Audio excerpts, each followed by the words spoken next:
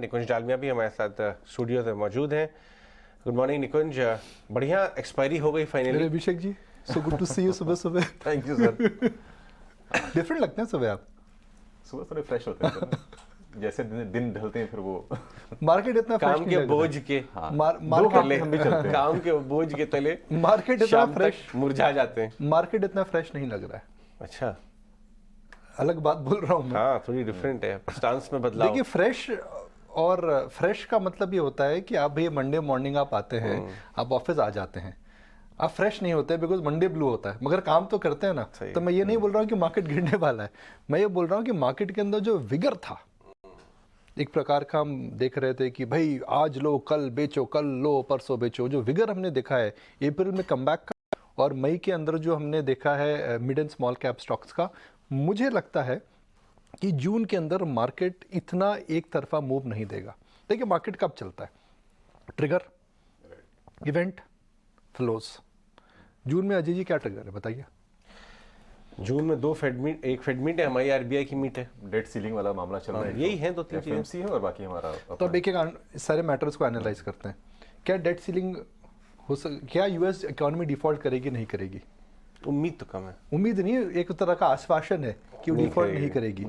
वो कहते हैं ना अंग्रेजी के अंदर 11th hour 59 मिनट, हाँ, उसी में 12 घंटे की सुई के पहले सिंड्रेला मोमेंट जिसे हम अंग्रेजी में कहते हैं, उसके पहले डेट सीलिंग हो जाएगी। तो डेट सीलिंग हो जाती है तो ट्रिगर नहीं है। आरबीआई दास साहब ने 2 दिन पहले बता दिया इन्फ्लेशन नीचे आएगी, हम पिवट नहीं करेंगे, हम पॉज करेंगे। तो उन्होंने खुलासा कमेंट्री का कर दिया कि क्या करने वाले हैं, ऑलरेडी वो बटन दबा चुके हैं। और Fed is the only moving part. तो अगर फेड की वजह से कुछ चेंजेस आते हैं तो वह एक अनएक्सपेक्टेड हो सकते हैं। अगर फेड रेट नहीं बढ़ाता है तो एक बड़ा पॉजिटिव है, फेड रेट बढ़ाता है तो सबको पता है अर्निंग सीजन खत्म हो चुका है। तो मेरा ये मानना है कि मार्केट इस समय थोड़ा थक सा गया है। थकने का मतलब ये नहीं कि मार्केट चलना बंद कर जाएगा।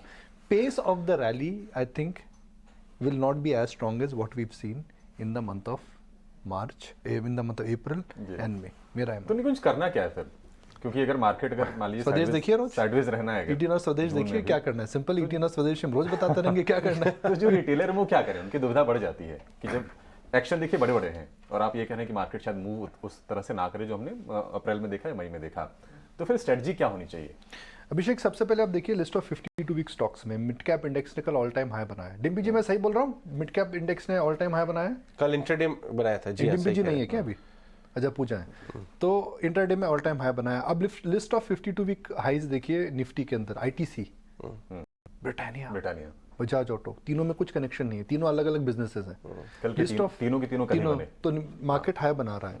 लिस्ट ऑफ एनएससी 500 के अंदर स्टॉक्स आप देखिए, एनएससी 500 के अंदर कौन कौन से स्टॉक्स हैं जो ऑल टाइम हाई बना रहे हैं? Indian hotel, Shelley, IDFC bank, IDFC, NBCC. तो मार्केट के अंदर इस समय हम एक बहुत ज़्यादा स्टॉक स्पेसिफिक और कंपनी स्पेसिफिक मूव देख रहे हैं और शायद वही उसी जगह पर आपको नज़र रखनी चाहिए। अंडररेटेड स्टॉक्स कौन से ओवर ठीक हो रहे हैं, कहाँ पर लिक्विडिटी वापस आ रही है? मुझे क्या लगता है Ajay, cash levels domestic institutional investors के अभी जाना है और मार्केट नहीं गिरता है तो उनमें एक प्रकार की कंपल्शन आ जाएगी कि उनको अपनी एनएवी ठीक करनी पड़ेगी। देखिए मार्केट ऊपर जा रहा है, कैश लेवल ज़्यादा थे तो आप ऑब्वियसली अंडर परफॉर्म कर रहे हैं। रिलायंस सबके पास है, रिलायंस चला नहीं है तो अंडर परफॉर्मेंस है। तो आप देखेंगे कि इंडिविजुअल स्टॉक्स के अंदर भयंकर मूवमेंट देखने को मिलेगा।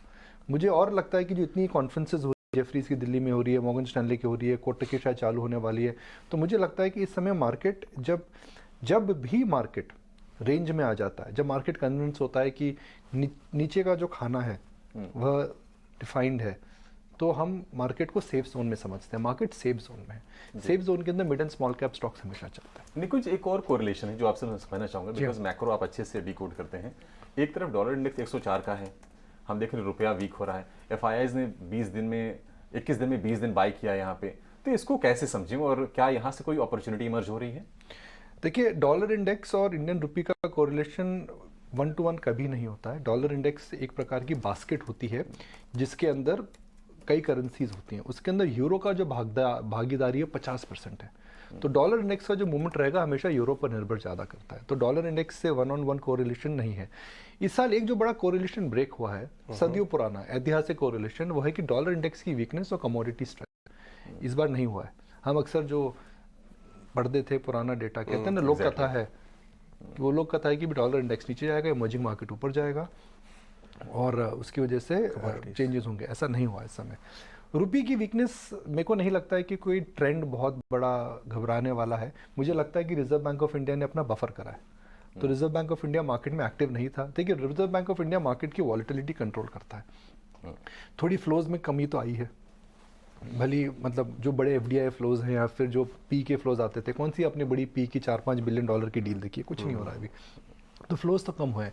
मगर शक्तिकांता दास साहब ने क्या बोला, उन्होंने बोला that are forex reserves have reversed and they moving in the right direction. तो रिजर्व बैंक ऑफ इंडिया अपना खाना भर रहा है, पर रुपये को लेकर के मुझे चिंता नहीं लगती है।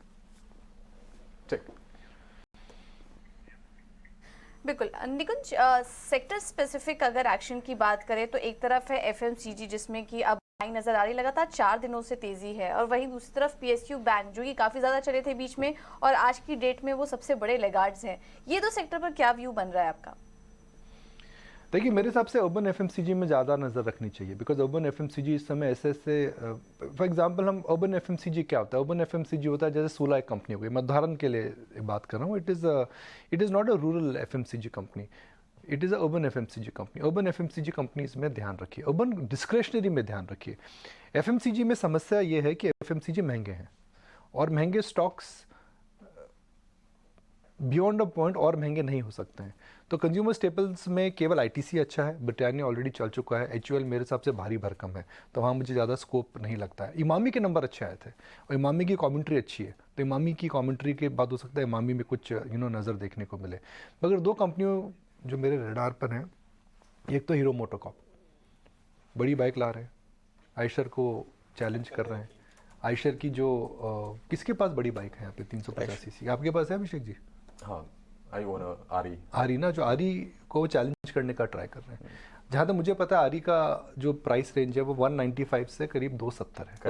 हीरो मोटोकॉर्प जो नई बाइक हार्ले डेविडसन के साथ टाइप से ला रहा है, XY440 है, कुछ बड़ा ही इंटरेस्टिंग सा नाम है, वह शायद उससे नीचे में रहेगी। और इस मार्केट में अगर आप देखिए जो आरी का जो मार्केट है जिसे हम प्रीमियम बाइक बोलते हैं, उसके अंदर आयशर का मार्केट से 70% से ऊपर है। बजाज वहाँ पे कुछ कर नहीं पाए, आप देखिए ट्रायम्फ मोटरसाइकिल वहाँ कुछ कर नहीं पाई, हार्ले कुछ कर नहीं पाया। तो बजाज हीरो का डिस्ट्रीब्यूशन बहुत अच्छा है, और डिस्ट्रीब्यूशन के बाद अगर आप एक बड़ी बाइक लाते हैं तो आपको 2-3% का स्विंग आ सकता है। हीरो ऐसा स्टॉक है जिसमें लोग ना उम्मीद हो गए, अरे क्या है मतलब एक्सपोर्ट आपने एक्सपोर्ट नहीं करा, आपने नया कोई इनोवेशन नहीं करा, कैश इतना है बैलेंस शीट में, डिविडेंड और बायबैक ही करते रहते हो, तो लोग वहाँ पर थोड़े उनकी टेक्नोलॉजी प्रोवेंस को लेकर के थोड़े हताश है। अगर ये वापस लाते हैं इस बाइक को और इनकी बाइक अगर सक्सेसफुल होती है तो स्टॉक अच्छा हो सकता है। जहाँ पर थोड़ा गड़बड़ है मामला वो अंदर की बात हम बोल सकते हैं पेज इंडस्ट्रीज में, क्योंकि अंदर की बात है, अंदर की बात है। अच्छा, कॉल के जो निकुंज हाइलाइट्स हैं सारे कमजोर हैं उसमें, मतलब कुछ भी उनका कहना है कि मई जून भी सिमिलर ऐसे ही रहेगा, थोड़ा सा ढीला ही रहेगा। मार्जिन का जो उनका बोला है कि पहले 20-22 थी, 18-20 के आसपास ही रहेगा, तो चीज़ें खराब ही दिख रही हैं उसमें। तो अभिषेक ये बिजनेस 30% रिटर्न ऑन इक्विटी का बिजनेस है, इतना ज़बरदस्त cash flow page industry generate करता है कि काबिल तारीफ है। मगर मैं इस बात से आश्चर्यचकित हूँ कि डिमांड के अलावा लास्ट क्वार्टर के अंदर cotton prices had come down, fabric prices had come down, तो इनको मार क्यों पड़ रही है? Are they losing market share? हमने थोड़े दिन पहले देखा था कि कुछ साल पहले Aditya Birla moved into innerwear, Nykaa ने एक इनरवेयर की ब्रांड बनाई है, so are they losing market share? वो डेटा मैंने देखा नहीं है पर वो बड़ी कंसर्न है। 7-8% डाउनग्रेड है, महंगा स्टॉक है। जो कितना पी है देखेंगे, शायद 40-45 टाइम्स पी है इसका, जहाँ तक मैं शीट लाया नहीं हूँ, 40-45 टाइम्स पी है पेज इंडस्ट्रीज का। तो इस मार्केट के अंदर एक चीज़ होता है अभिषेक कि जहाँ 67 1 ईयर फॉरवर्ड फॉर अ कब, तो ये मार्केट में समस्या है। जहाँ पर भी बाबू महंगा है, ग्रोथ नहीं है, तो फिर नीचाई खुल जाती है। तो इस मार्केट के अंदर अगर आप एक्सपेंसिव स्टॉक हैं और अगर आप ग्रोथ नहीं लाते हैं तो प्रॉब्लम है। एक और कंपनी की बात करते हैं, एनवीडिया, कमाल हो गया, कितने लोगों को नाम पता है, पर $1 ट्रिलियन की कंपनी हो गई है दुनिया में। $1 ट्रिलियन की कंपनी मतलब इंडिया की। और मैं आपको कॉन्टेक्स्ट देता हूँ हमारे व्यूवर्स को, $1 ट्रिलियन क्या होता है? इंडिया की इकॉनमी $3 ट्रिलियन है, एक तिहाई हमारी इकोनॉमी का, एक तिहाई इंडिया की इकॉनमी $3 ट्रिलियन है, राइट। और इसका नाम आज से 3-4 साल पहले मुझे पता ही नहीं था। वो तो कोविड के अंदर जब चिप की शॉर्टेज की बात चली तो मुझे समझ में आया इसका इंपॉर्टेंस क्या है। कुछ लोगों ने देखे होंगे वो स्टिकर्स लगे होते हैं लैपटॉप के ऊपर। हाँ, पर But वो I'm saying- कम थे वो। कम थे नहीं। देखिए, जो लैपटॉप के अंदर जो चिप्स आती थी 4-5 साल पहले बदली हैं। उसके पहले इंटेल उनको डोमिनेट करता था। इंटेल 360 इंटेल बनी, आपने देखा हो लैपटॉप में स्टिकर जो थे वो इंटेल के आते थे। एप्पल इनके सेमीकंडक्टर यूज करता है, पर AMD and Intel they were two companies Ajay which were dominating the entire exactly AMD chip और मार्केट। Intel। बिल्कुल, वो दोनों कंपनियां बैंकरप्ट हैं। AMD का अस्तित्व नहीं है। इंटेल में हमें पता है कितने चेंजेस आए। चिप और पुस्तक में मैं पढ़ रहा था क्या प्रॉब्लम हुई थी। तो इसका हमारे व्यूअर्स को क्या समझना चाहिए इससे? डायरेक्ट प्ले कोई नहीं है, इंडिया में कोई चिप मैन्युफैक्चरिंग कंपनी नहीं है। मगर मेरा ये मानना है, अभी चिप की आप सप्लाई चेन देखें तो वो ताइवान में है और ताइवान से पूरे दुनिया में जाती है। जो सप्लाई चेन है वो चाइना डोमिनेट करता है। ताइवान में चिप बनती है, चाइना में असेंबलिंग होती है। अब अमेरिका में चिप बनेगी और हम चाहते हैं अमेरिकी और चाइना का रिलेशनशिप क्या है, तो अमेरिका में जो चिप्स हैं क्या उसकी असेंबली इंडिया में होगी? दोबारा बोलता हूँ, पॉसिबल, बिल्कुल। ताइवान में जो चिप बनती थी वह चाइना में जाकर के असेंबली होती थी, फोन बनता था, गाड़ी बनती थी, इलेक्ट्रॉनिक गुड्स बनते थे। अमेरिका में जो चिप आएगी तो उम्मीद करेंगे उसका भी होगा। तो यही कारण है, कल अजय और हम जो बात कर रहे थे, शायद अजय और प्रियंका भी बात कर रहे थे कल, की इलेक्ट्रॉनिक मैन्युफैक्चरिंग के स्टॉक्स भाग क्यों रहे हैं? Because is the supply chain in the world moving and that is what markets are telling you by giving $1 trillion market cap to this company. तो मैं हमेशा ये बड़ी चीजें देखता हूँ एक उदाहरण के लिए कि उससे आप कहाँ क्या कनेक्ट कर सकते हैं। तो यहाँ पर भी जो EMS या फिर इलेक्ट्रॉनिक मैन्युफैक्चरिंग वाले स्टॉक्स हैं 7-8 नाम जो हैं उस पर नजर रखनी चाहिए आपके हिसाब से? अजय, हर सेकंड चीज आप जो कंज्यूम करते हैं, आपकी लाइफ को टच करती है, उसमें चिप होती है। एसी में चिप है, फ्रिज में चिप है, गाड़ी में चिप है, मोबाइल फोन में चिप है। मैंने गूगल का चश्मा देखा, उसमें भी चिप है। मेरे चश्मे में तो नहीं है, पर गूगल के चश्मे भी आपके ब्रेन में एक अनूठी चिप है। हाँ, तो वो सबके ब्रेन में सुपर नेचुरल चिप है, पर ये मैन मेड चिप है। तो जो चिप कंट्रोल करेगा, chip is the new oil, मैं बोलता हूँ। क्या बात है, शानदार। लोग डेटा को ऑयल बोलते हैं, मैं चिप को नया ऑयल बोलता हूँ। बेहतरीन। बहुत बहुत शुक्रिया निकुंज इन सारी इनसाइट्स के लिए। फ्राइडे को बहुत ही मजा आ गया, नई चीजें। बट